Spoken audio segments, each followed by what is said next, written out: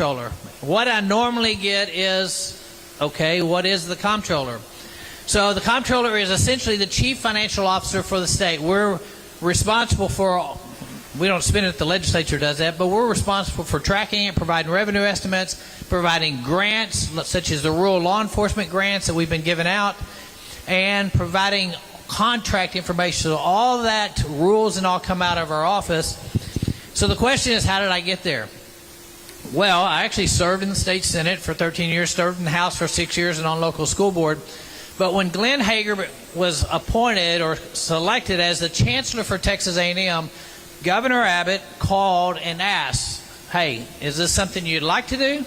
And is this something you can do? Because I am a small business owner. I started my own business, leaving the corporate world in 2004. Fortunately, God had allowed us, the timing was perfect, allowed us to be in a position that I am able to serve in this capacity and move over from the Texas Senate into the comptroller's office, and I did that on July 1.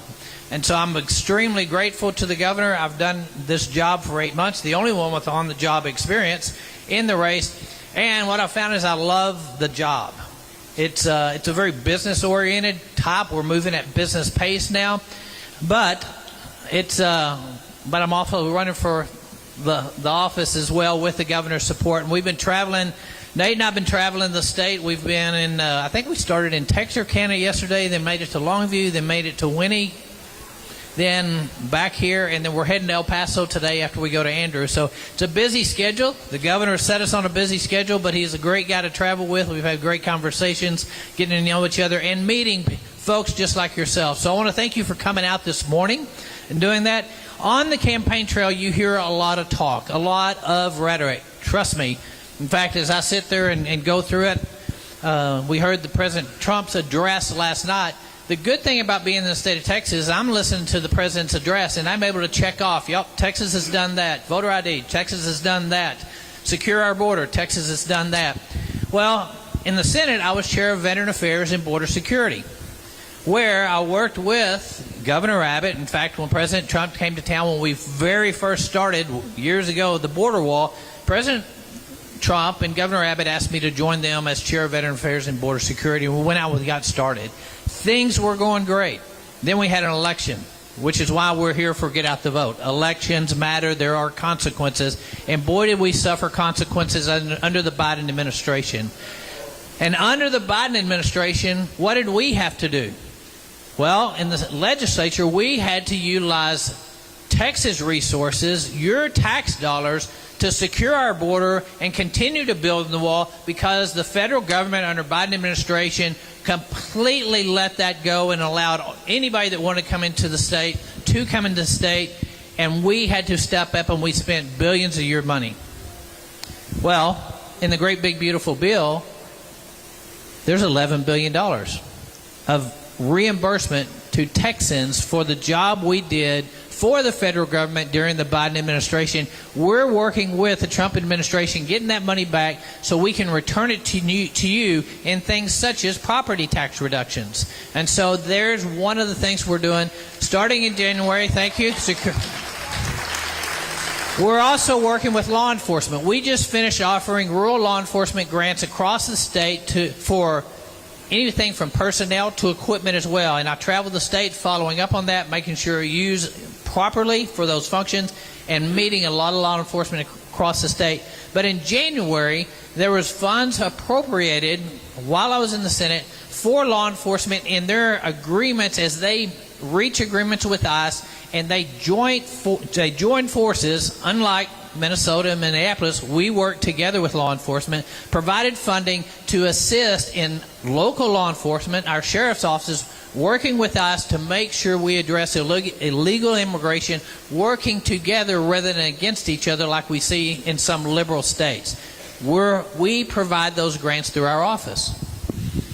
One of the other things that we've done in our office as we focus on results as opposed to the rhetoric that you'll hear from other candidates was we entered into the office, and prior to the office, we had, as a senator, we had gotten DEI completely out of our education system. But about 2 months before I took over the office in July, Governor Abbott said he wanted it out of all agencies. Well, in our agencies, we have what's called a historically underutilized business program, and I pulled that statute from the 90s. And if I looked at that statute, it was a race quota-based system that gave preferential treatment for doing business with the state of Texas based on your race. Well, HUB at that point sounded a lot like DEI, just using different letters. And so we took that program and we got rid of DEI, and this is in every state agency. We rewrote the rules.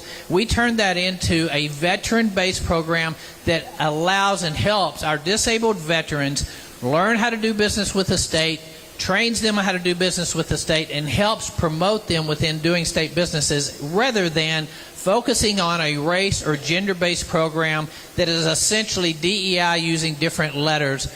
And that's another result that we've done just in the 8 months I've had office.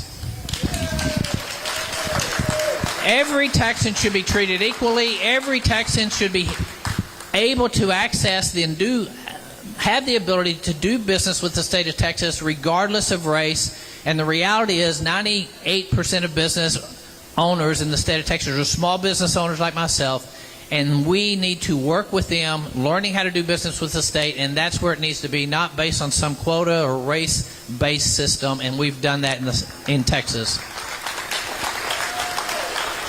The other obligation that we had, the other job we had was, for years, Texas has been fighting to provide education freedom to parents and children across the state of Texas.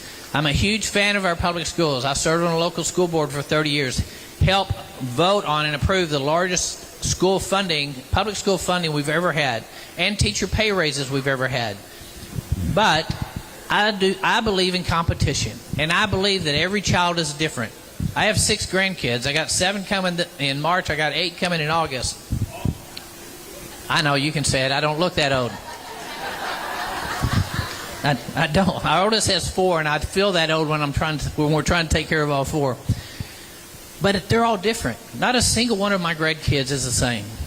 They're similar, but they're different, and every kid learns differently. So when we offered this school choice program, building it from the ground up, just like I did my own business, we wanted to have the best program in the state of Texas. We wanted to set goals and objectives that are very high, and on day one, we set records for students and families participating in that program that broke the records that were ever before in any state other than Texas, and it rolled off without a problem, except for one thing.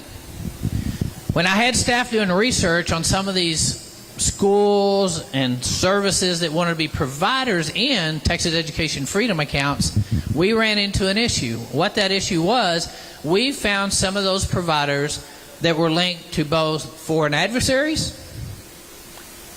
and Muslim schools, where we found were hosting events for terrorist organizations. That's a problem, because as comptroller, I'm not going to allow your tax dollars to go fund any entity that's friendly with foreign adversaries or terrorist organizations. And so before we ever launched the program, we pulled that aside and we made the decision. We asked for an Attorney General's opinion. That after a few weeks, he came back, supported our position, said he would defend our position, knowing that we were making this decision, asking after we made the decision, because we had to stop it. We had to stop it in its tracks. Make sure your tax dollars don't go to fund those type of organizations. We did it. We had the Attorney General's support. He wrote an opinion that agrees with our opinion that we took, and your tax dollars, every penny of your tax dollars will, I can guarantee, as long as I'm controller, they will never go to any entity that's friendly with foreign adversaries or Muslim schools connected to terrorist organization, as long as I'm your state comptroller. Which, by the way, is while I'm here, because I do want to be your state comptroller. Governor Abbott has endorsed our campaign. He's asked me to fill into the position, which goes through January of this year, or January of next year, so December of this year. But I'm wanting 4 more years. And the governor is wanting to see continued results and not just rhetoric for 4 more years. And so we're here, as your comptroller, the chief financial officer of the state, supported by your chief, the CEO of the state, Governor Abbott, and asking for your support, asking for your help, asking for you to get out and vote. And when you do vote, vote Kelly Hancock for the Chief Financial Officer, the Comptroller of the state of Texas, and get your friends out, and get your friends out, and get your friends out. What we need is we've got to get our numbers up. We've got to keep people motivated. We've got to get them out to vote. And what I'm asking for is I want to continue the great work we're doing. We want to transform this government-run agency into a business-like, business speed, business accountability, business transparency. And the only way we can do that is if you help me stay in office. Again, remember, Kelly Hancock for Comptroller. We appreciate your vote. Now I get to introduce a man that's become a friend. We travel together quite a lot. In fact, I'm not used to sitting 3 deep in the back of a truck in South Texas with just anybody. But I do fight for the middle seat because I may be the tallest man in this race, in my race, but I'm not the tallest man around. And so, and normally there's a rifle or something in the middle. It's not the most comfortable when you're driving around with DPS. But let me introduce a man that you probably know of or you heard of, and let him tell his story, Mr. Nate Sheets. Thank you, Kelly. I'll tell you, getting to travel around with Kelly is great. You know, he's got an opponent that says he's going to go Doge Texas. Listen to me. Kelly has been doging Texas for the past 8 months and doing an amazing job. He is a super smart business guy. He was telling me last night, he was telling the governor and I about things that he was doing there at the comptroller's office. And I thought, man, as a taxpayer, I am glad that he is there, not just spending money, but looking at it from that eyes of trying to get a return on the money that we're investing into government to be able to make a difference in the lives of all Texans. So, Kelly, thanks for doing what you do. But,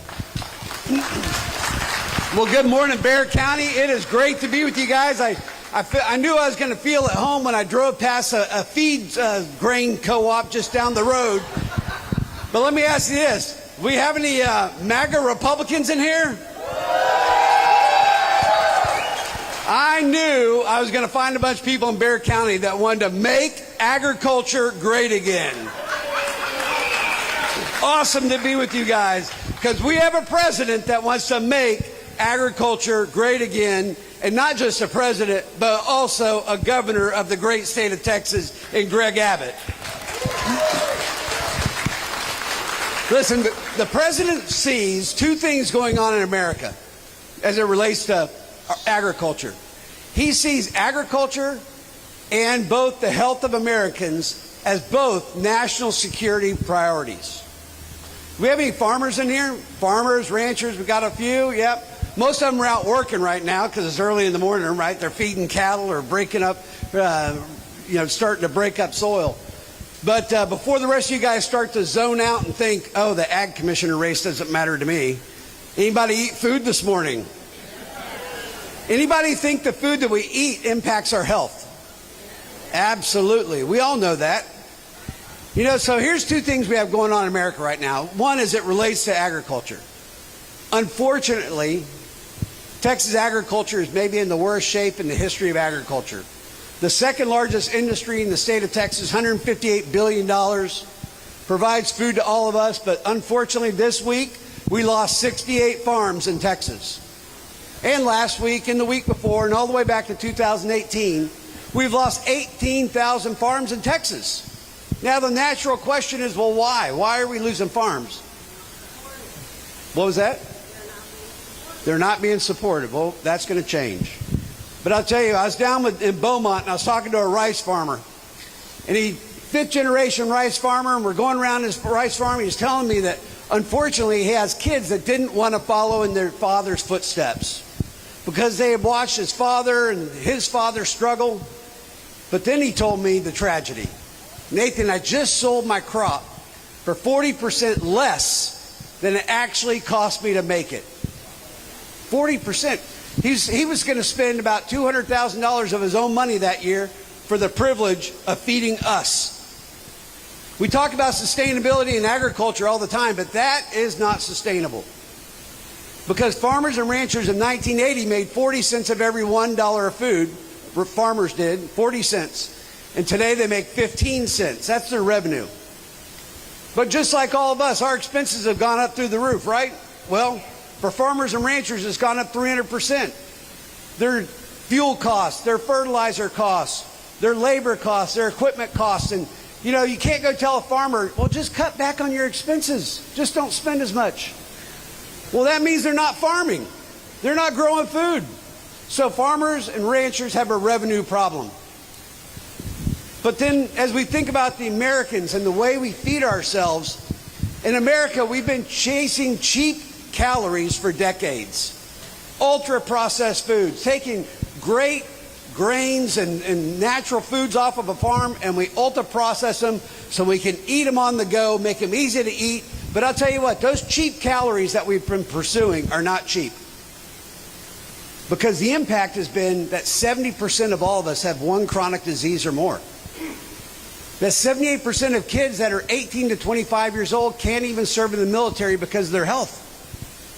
And that we spend $4 trillion a year treating symptoms of diseases related to the food that we eat. You know what? Those cheap calories are not cheap. Because we're paying for it in healthcare costs, but more importantly, we're paying for it in our quality of life. And I'm sick and tired of people being sick.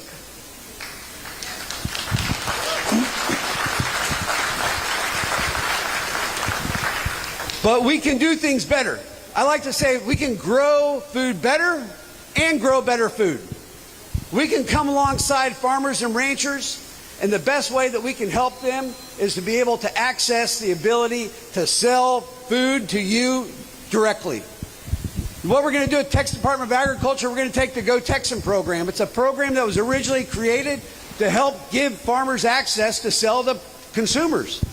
But it didn't work. So we're going to redo that. And the reason why I know we can redo it is I started with one beehive in my backyard. And that one beehive turned into what today is called Nature Nath, the largest honey company in America. Hopefully it's in your pantries. It's the bright neon orange label. We've got 120,000 beehives. That's not self-serving, by the way. It's all about y'all. All about y'all.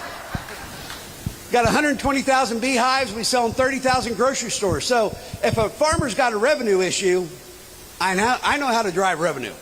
And we're going to help farmers and ranchers change their trajectory. But here's also what I learned, because I tested 100% of the honey for herbicides, fungicides, pesticides, corn syrup, rice syrup, antibiotics.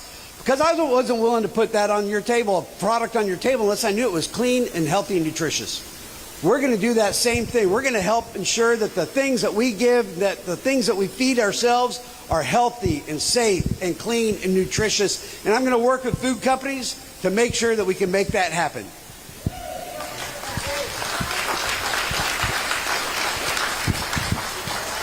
And so listen, we got any moms in here? You know, our school lunch program, which actually the Texas Department of Agriculture is overfeeding 5.5 million kids in the state of Texas. We're going to talk about transforming our education system in Texas. But we are 44th in the nation in nutritional value for school lunch program. Do you think those kids perform according to how they eat? Absolutely. My goal is at the end of our first term, we're going to be in the goal of the top 10 in the nation to make sure that our kids can be the best that they can be in education to be able to be great, whatever God created them to be into the future. And so that's what we're going to do in the Texas Department of Agriculture. But I need your help. But I also have the help of the greatest governor of the greatest state in the United States. Governor Greg Abbott has endorsed us. Thank you, Governor.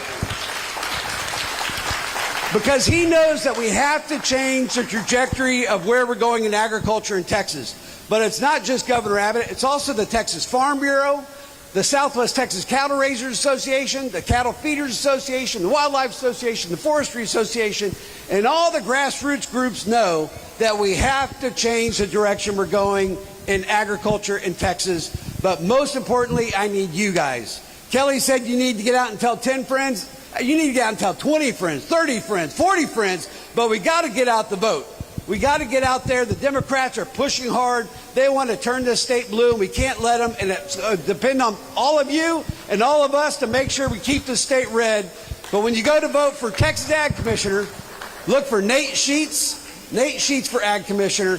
And I look forward to serving our great state in the great state of agriculture. Now listen, thank you. Now, if we're going to send somebody to go fight Democrats, and I was going to choose a team, I would definitely choose this guy. I mean, look at the size of him. Goodness gracious. Jorge Bodega, George Bodega, thank you very much. God bless you, and here you go. Thank you, Nate. Well, let's first of all, let's start us off pretty strong. Can I get a round of applause for Texas here? That's right. Let's get a round of applause for President Trump and for Governor Abbott. And as Mr. Sheets introduced me, I'm George Borrego, and I'm running for House District 118, right here where we're standing. And I'm running, me and my wife, we prayed very, very closely. We were deliberating this very strongly. And, when we finally came to the decision on entering this race, the deciding factor for me were these two boys right here, my two sons. I'm sure here in the front row, you guys got me. You got a little sneak peek of me playing dad here on the side, and our children, our values are under attack. We need to make sure that we protect our children and that we make sure that they have the same access to the same Texas I grew up under, my mother, my grandmother, my great-grandmother grew up under, and that they have the same values and the same opportunities that we did. So that's one of the reasons why I'm running, is to keep Texas Texan. Amen. That's right. Thank you. And so when I started block walking the day after I announced, which is really early. Most people don't. Most candidates don't go block walking. And the amount of people on the south side of San Antonio when I knocked on their door and I said, I'm running for House District 118, they would say, wow, that's the first time a candidate's ever knocked on my door. And when I'm talking to the good people of House District 118, even on the south side, Universal City, Live Oak, Adkins, Elmendorf, all across 118, what I find out is that our values are the same, and that we are all struggling here, and that we need to fight for Texans first. So let me ask you a question. How many of y'all think property taxes are too high? Oh, yeah. How many of y'all think that opportunity is going up or going down? Yeah, it's going up. It's going up. A lot of that's the good work of Governor Abbott. But here in Bexar County, we need to make sure we keep that open, and most importantly, fight for that property tax relief and those more good jobs and more opportunities for our kids here in Texas, because they are the future. And I'm very proud to receive the great endorsement of Governor Abbott. I'm proud to get in this race. Most importantly, I want to make sure that we all come out to vote, because as we've seen, Democrats are motivated to come out to vote, and every election at this point with a motivated Democratic base can easily swing some of the most conservative areas into being blue. So every vote counts. We have a great governor. We have a great president. We need to make sure we come out and vote for our state Senate, state House, our comptroller's race, our agriculture commissioner, everything. The voting is so important. So I do have the honor of introducing our great governor of the state of Texas, Governor Abbott.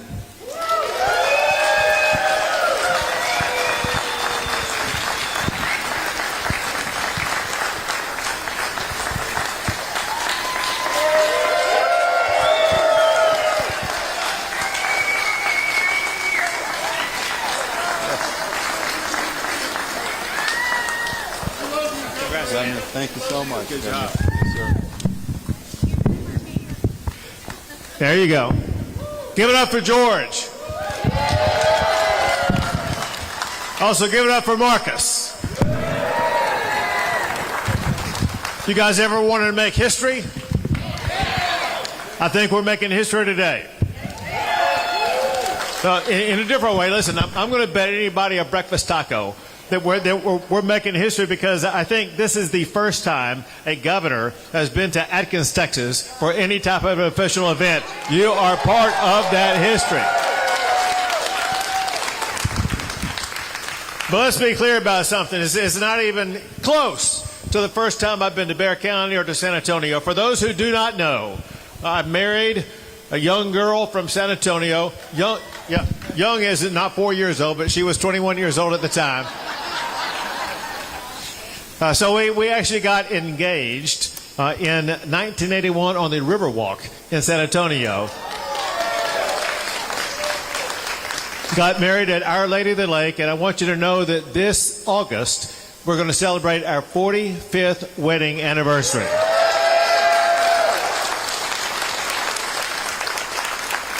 Speaking of history, my wife is the first Hispanic First Lady in the history of the state of Texas.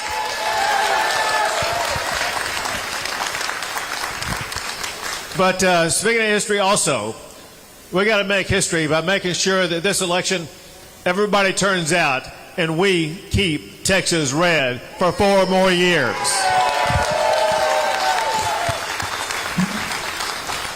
Listen, I'm assuming everybody here is from Bexar County, and I'm assuming that you know Wilson County.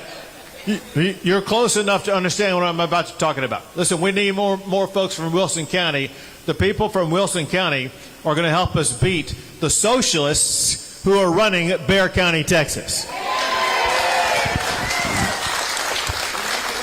Let's be clear about something. We got people who self-identify as Democrat, and they're just masquerading as Democrats because if you go look at what's going on in City Hall, if you go look at what's going on in the county of Bexar County, you have socialists who are running the county, running the city, and driving Texas into a ditch. We cannot tolerate that, and that's exactly why you got to elect George, you got to elect Marcus, and send them to the Capitol in Austin, Texas, to fight back against the socialistic agenda. So let me put facts to my allegations.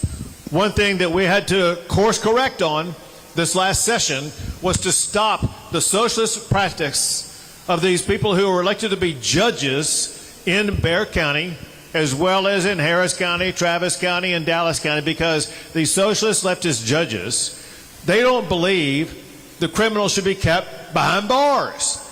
Instead, what they decide to do, even for murderers, is when they are arrested for murder, let them back out on the street. There have been more than 200 Texans who were murdered by someone who had been previously arrested for murder and let out on easy or no bail by these progressive leftist socialist judges. And I said, I'm not going to tolerate that anymore. And so I signed a law that keeps these dangerous criminals behind bars and ties the hands of the socialist judges.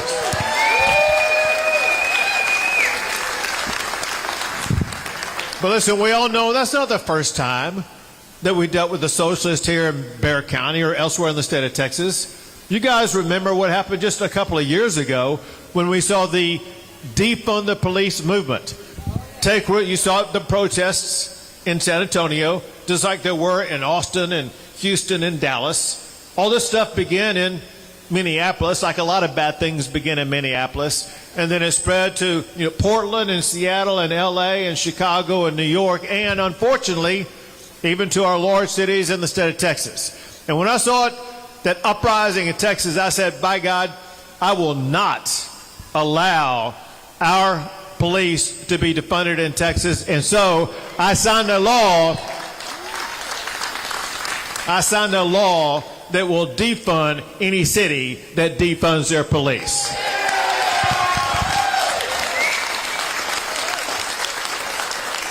Texas is not Minnesota. By God, we are Texas, and in Texas, we support our law enforcement officers.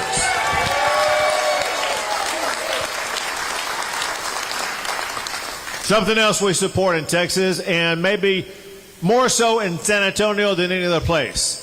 In Texas and in San Antonio, we support the men and women of our United States military.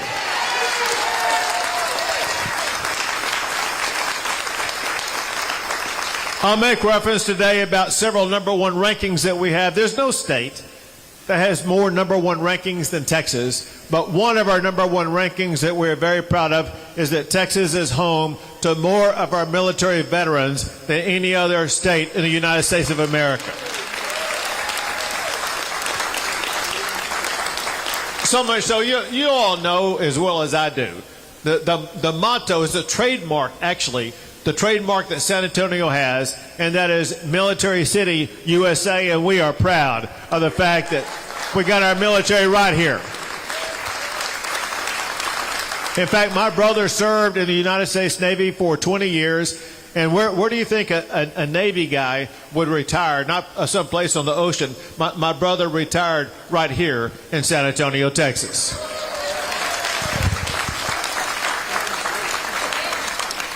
But listen, we got to move forward, whether it be facing these socialists who enact these socialist policies. Listen, that's what this election is all about.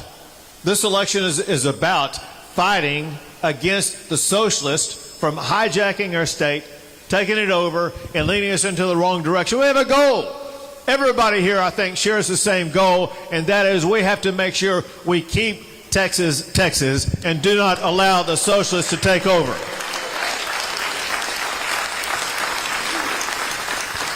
Listen, we deal with these challenges from across the country and across the globe. I want to mention something here real quick about what we dealt with this week.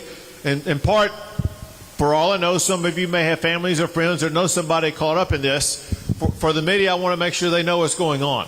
And that is, if you remember what happened earlier this week, there was an outbreak of the Mexican drug cartels in Mexico that wreaked havoc in several different communities there. And when they did so, they killed a lot of people, but also they endangered others. And they led to a situation where Texans were stuck in their hotel room or wherever they were, and they had to just hunker down where they were and not be able to get back to the state of Texas. For one, I wanted to make sure there was going to be no spillover crime coming across our border, and so I deployed extra number of Texas Department of Public Safety officers, Texas Rangers, along our border to make sure we secure the state of Texas from any spillover cartel crime. Second, however, we always care about the safety of our fellow Texans, and I issued a release providing 3 different phone numbers, one to the Texas Department of Public Safety, another to the Department of State, another to the Texas Fusion Center, where anybody who is delayed or caught up and denied the ability to leave Mexico, or anybody who has a loved one there, you can call any one of these 3 numbers that exist, operate 24 hours a day to find out exactly what needs to be done. And let me tell you what we're going to do. We're going to work along with the Department of State and our federal counterparts, and we will make sure every Texan who is holed up in Mexico right now will return home safely to the state of Texas. Listen, we deal with foreign adversaries all the time. During this past session, I signed the toughest law in the United States of America, banning foreign adversaries like China from buying our land in the state of Texas.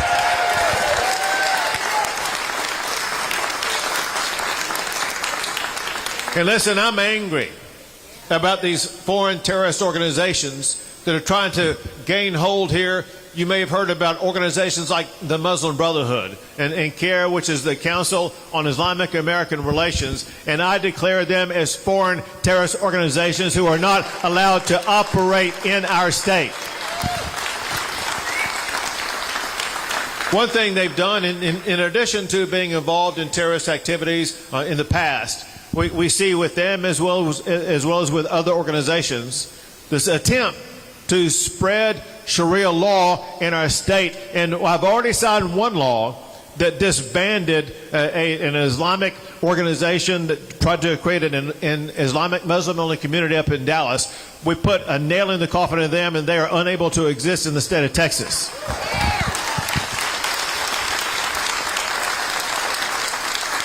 In this next session, we're going to go into session, and I'm going to pass the toughest ban in the United States banning Sharia law in the state of Texas.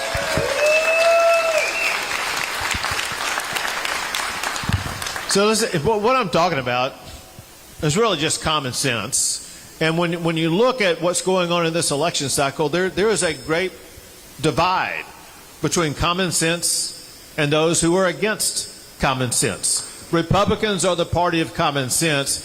Democrats are the party who are against common sense.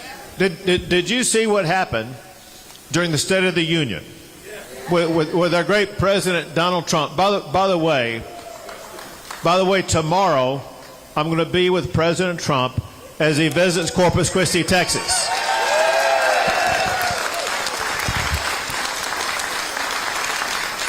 In the State of the Union, President Trump provided an easy pathway for everybody there. He asked everybody to stand if you stand with U.S. citizens, but if you don't stand, you're standing for people who are in the country illegally. And you saw the Democrats refuse to stand. They put illegal immigrants over United States citizens. And the time for that has come to end. And we will fight for United States citizens. Listen, along those lines, there's another law that is signed that is nothing more than common sense. And that is in elections that you either have already voted in or you're about to go vote in our elections, we expect election integrity. We expect no cheating or illegal voting in our elections. And that's why I signed a law saying in Texas, only United States citizens can vote in our elections.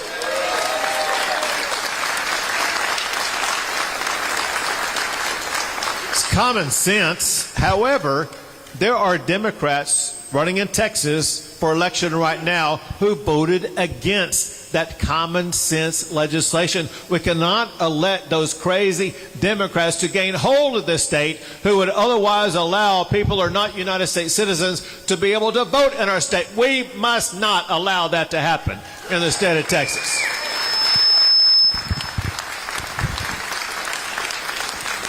Another thing that we must not allow is to let these socialists ever gain control, whether it be in Texas or the White House, and force us to once again go through the chaos of the last 4 years with Joe Biden's crazy open border policies.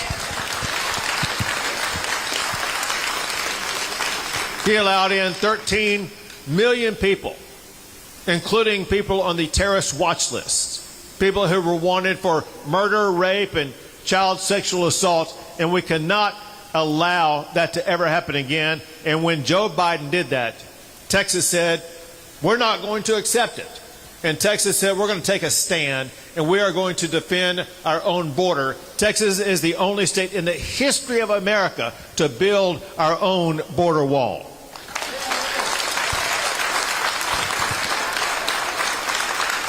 The only state to ever deploy thousands of our National Guard to secure our border and build hundreds of miles of military-grade border barrier to deny illegal entry into the state of Texas and to repel them back into Mexico. Yeah. And that's exactly right. So, and what we did, because of what we did, we actually reduced illegal immigration into the state of Texas by 85%, and we reduced fentanyl deaths in Texas by 40%. But there's a point that I wanted to make clear to you, and that is this, and Trump obviously is doing the best job any president's ever done on securing the border. But listen, here in Texas, our goal is far bigger than just securing the border for the next 3 years.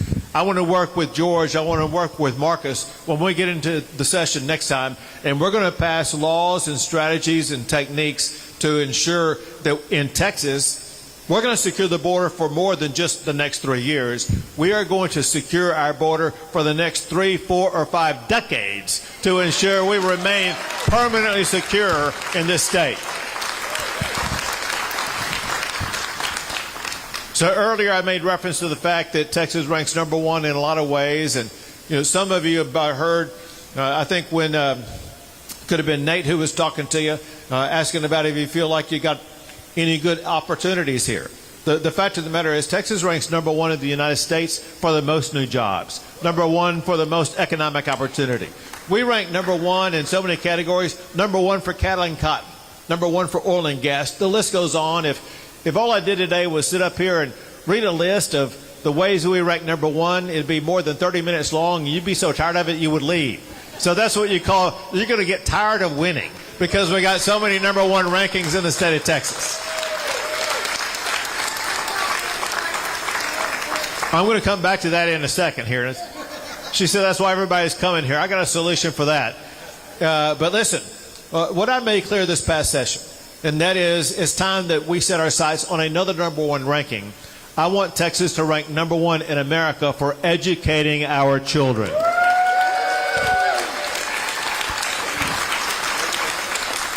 Listen, that's more than a slogan. It's more than a campaign comment. To be number one, you have to have a strategy, step-by-step process in which you become number one. And I want you to know we've already begun that process. One component of it is this school choice program that we passed. What school choice does, it empowers parents to choose the education pathway that's best for their child. No one knows a child better than a parent. And we have to empower the person who knows the child the best to find the best education pathway for that child. But we know this also. Even with school choice, most of our kids are still going to go to their local public schools just like I did. And we want to have the best public schools in the state. And that's why we passed the largest funding increase for public schools ever in Texas, more than $8 billion more for public schools in the state of Texas.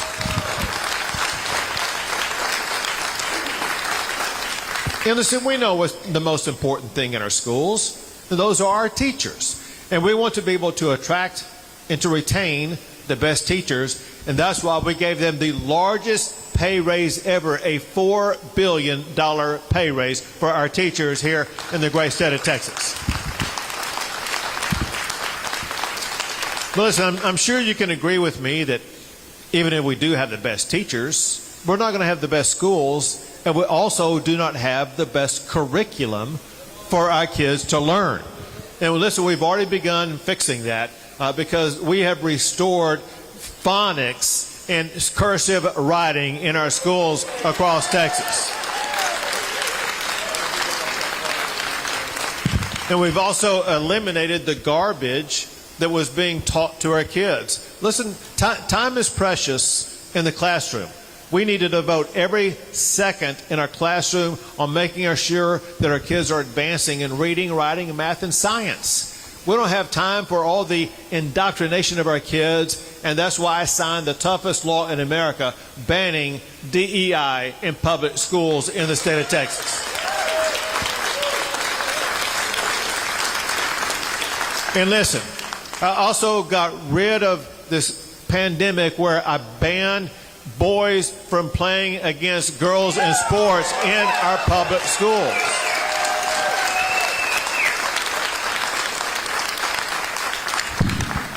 This is just common sense. But it's common sense that Democrats running for office in Texas today, they voted against that.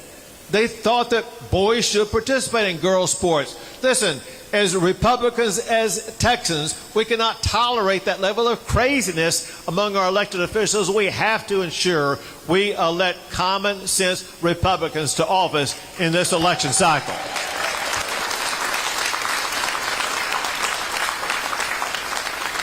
Listen, we know one thing that is pinching the pocketbook of so many Texans, and that's the cost of living in our state.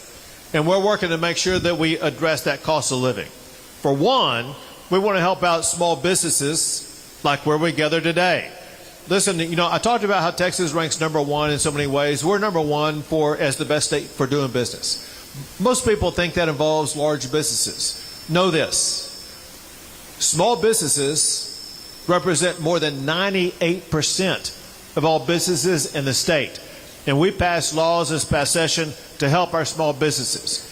Before this last session, small businesses like this one, they had a $2,500 exemption on the personal property that exists in places like this, like these chairs you're sitting on, tables like that, equipment they use to prepare food or whatever the case may be. The first $2,500 of those expenses were exempt from the small business personal property tax. To be honest, that's nice, but not a big help. So we increased that personal property tax exemption from $2,500 to $125,000.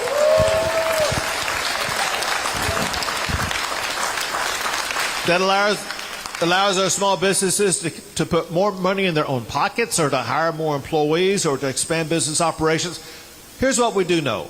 Those small business owners know far more how to make their business succeed than any government employee in Austin, Texas. I believe in putting the power with those who run our businesses, and those are our small business entrepreneurs. Another thing that drives up the cost of doing business is all the heavy-handed regulations.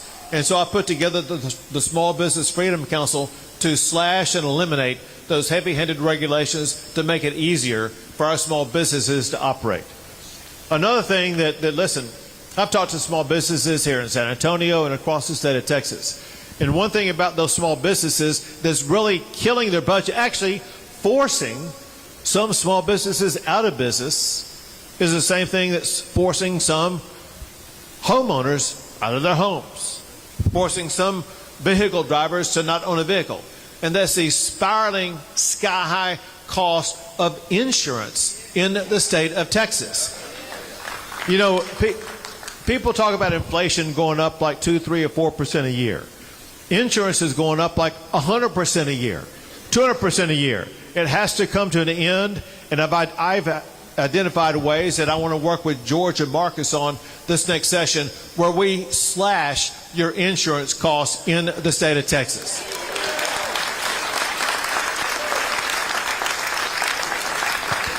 But listen, we all know something that George talked about, and that is your property taxes are too high, and something has to be done about it. Let me tell you what we just did, and then what we have to do. What we just did this past year, and in fact you voted in favor of it in November, we once again increased your homestead exemption. Your homestead exemption, remember, is the amount of the value of your homestead that you don't have to pay a school district property tax. When I became governor, that homestead exemption was $15,000. What we did this past year, we increased that exemption to $140,000. So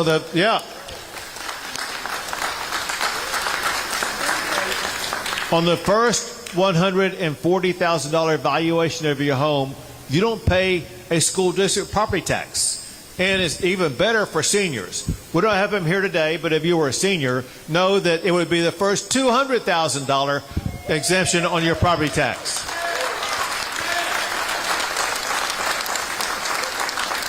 But here's the deal. You guys are applauding that, but at the same time, listen, I've traveled across San Antonio and across the state of Texas, and there's been nobody ever come up to me and say, Governor, I'm perfectly happy with my property tax bill. That's because, listen, even though we've been increasing your homestead exemption, you still don't feel the relief. And I'm going to tell you why. Because also in talking to people in San Antonio, I put together 4 things that I'm going to work on with George and Marcus, and we're going to get past this next session, that will ensure you will be able to live in your home for the rest of your lives. You will never again be taxed out of your home.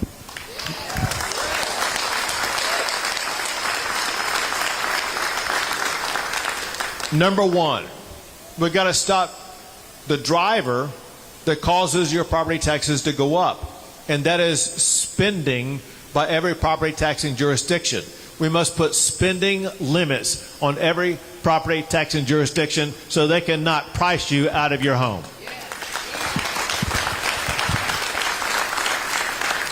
Number 2, your property taxes should never go up without you having a say in it.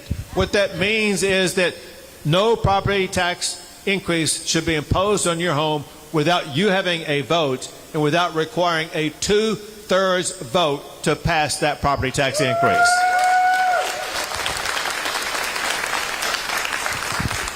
Next are your appraisals. Your appraisals are going through the roof. And one reason is because by Texas law right now, appraisals can go up 10% a year. Doesn't take a math wizard to figure out 10% a year, year after year after year, is going to price you out of your home. You're not going to be able to afford to stay in it. I was with one woman who had her appraisal bill in her hand. Her hand was shaking because she knew when she opened that appraisal bill, she would no longer be able to afford to stay in her home. We must end that. And working with George and Marcus this next session, I want to ensure that we reduce that annual appraisal from 10% to no more than just 3% a year.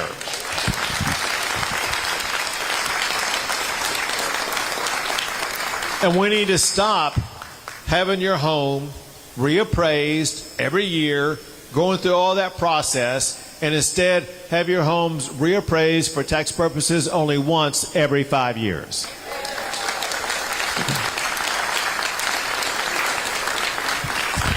If that is all that we did this next session, that alone would dramatically reduce your property taxes. However, when you add this last component alone will cut your property taxes in half. Know that the largest part of your property tax bill is your school district property tax bill. Why is it that your homestead is rated like a piggy bank to pay for schools? You're not responsible for funding our schools. The state of Texas is responsible for funding our schools. So we must have a change in the law, and that is going forward, your homestead should not be used to fund public schools. Instead, the state of Texas will fully fund public education in our state.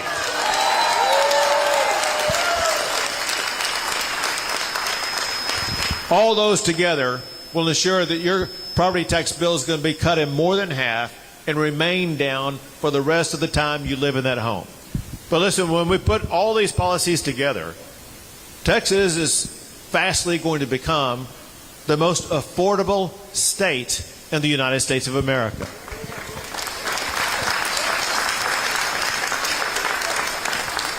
And careful about applauding that, because that is what you call a double-edged sword. I think you know what I'm talking about, because if we're the most affordable state in America, yeah, all those people are going to be moving here. Not just from California and New York. They're going to be coming from Louisiana, Arkansas, Mississippi, and Oklahoma. They're going to be coming from everywhere. Well, listen, y'all elected me to be governor to come up with solutions to that. And I have the solution for it.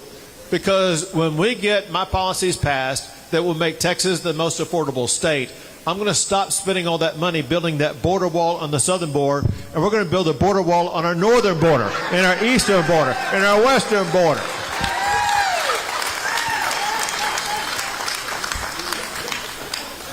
But let's kind of go back to where I started today. All those good policies are only going to pass if we elect Republicans in this election.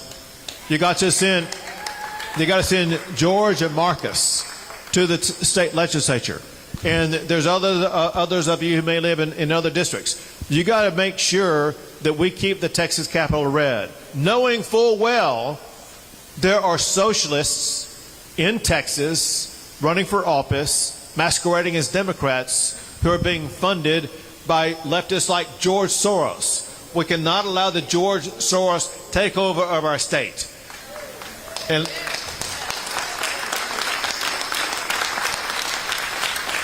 because there actually is something even more important than your property taxes that are at stake.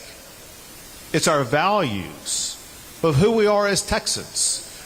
There's something special about being a Texan, something different that you won't find in Minnesota or maybe even Kansas or other places. In Texas, we put God over government. Amen?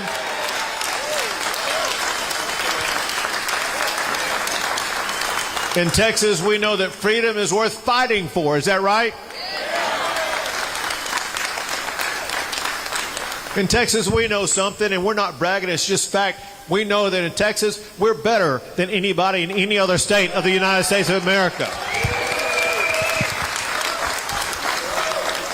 It means something to be a Texan. And when we gather together under our core value set and realize we're in this together, we're going to fight together, we're going to make sure that we deny the socialists from hijacking our state and pushing it far to the left and trying to make Texas into another California. And instead, we are going to keep Texas, Texas.